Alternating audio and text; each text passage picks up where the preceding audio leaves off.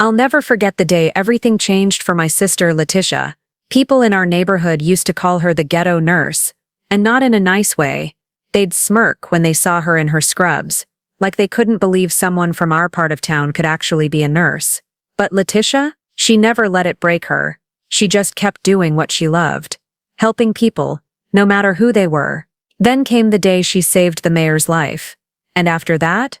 Well, nobody called her Ghetto Nurse, ever again. Leticia had always been the strong one in our family. While the rest of us were still figuring things out, she knew exactly what she wanted: to be a nurse. Not just any nurse, but one who worked in the community, where people needed help the most. She got her degree while working 2 jobs, studying late into the night after long shifts at the diner. When she finally got her nursing license, Mama cried. I'd never seen her so proud. But the neighborhood? Some people acted like she was pretending, like scrubs and a stethoscope didn't belong on someone who grew up in the same rundown apartments as them. They'd make jokes when she walked by. Oh, here comes the Ghetto Nurse, gonna check my blood pressure with a dollar store cuff. It stung, but Leticia never let them see it. They don't know me, she'd say, straightening her shoulders, and I don't need them to. Then, one Tuesday afternoon, everything changed.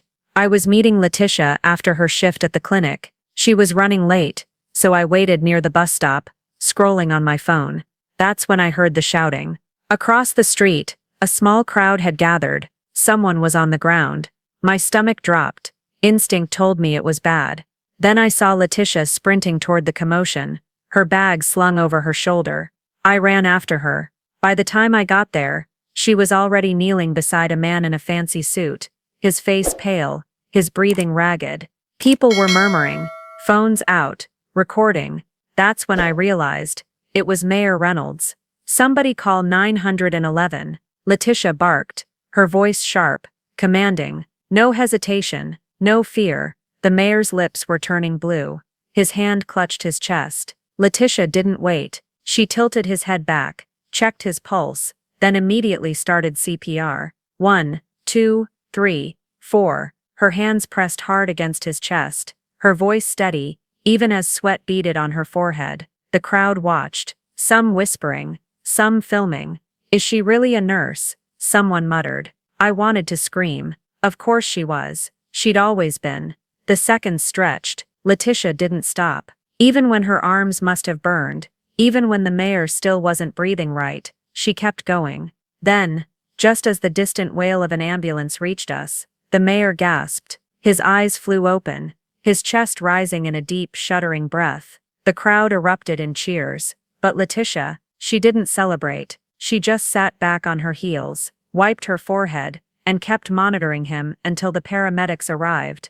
The news spread fast. Local nurse saves mayor's life. The videos went viral. Reporters showed up at our apartment, wanting interviews. The mayor himself came by, shaking Leticia's hand on live TV, calling her a hero. And just like that, the whispers stopped. No more Ghetto Nurse. No more smirks. Now, when she walked down the street, people nodded with respect. That's Leticia, they'd say. The one who saved the mayor. But here's the thing. She was always that person. Long before the cameras, before the recognition, she was the woman who stayed up all night, holding Mama's hand when her blood sugar dropped. She was the one who bandaged kids' scrapes for free when their parents couldn't afford a clinic. She was the nurse who cared, even when nobody gave her credit for it. That day on the street didn't make her a hero. It just finally made everyone else see what I'd always known. After the news died down, life went back to normal. Well, almost. The evening air was warm, the kind that made everything feel slow and golden. The sun hung low, painting the sidewalk in long shadows. As Leticia and I walked back from the corner store, plastic bags rustling in our hands, she was telling me about her day at the clinic, how an elderly man had brought her a tamale, as thanks for checking his blood pressure, how a little boy had cried until she let him listen to his own heartbeat with her stethoscope. She laughed as she talked, the sound easy and familiar. Then, out of nowhere, small footsteps pattered toward us. A little girl, couldn't have been more than 6, came skidding to a stop right in front of Leticia. Her braids swung, her cheeks were round with baby fat, and her eyes were so wide, They looked like they might swallow her whole face. She didn't say anything at first, just stared up at Leticia like she was trying to solve a puzzle.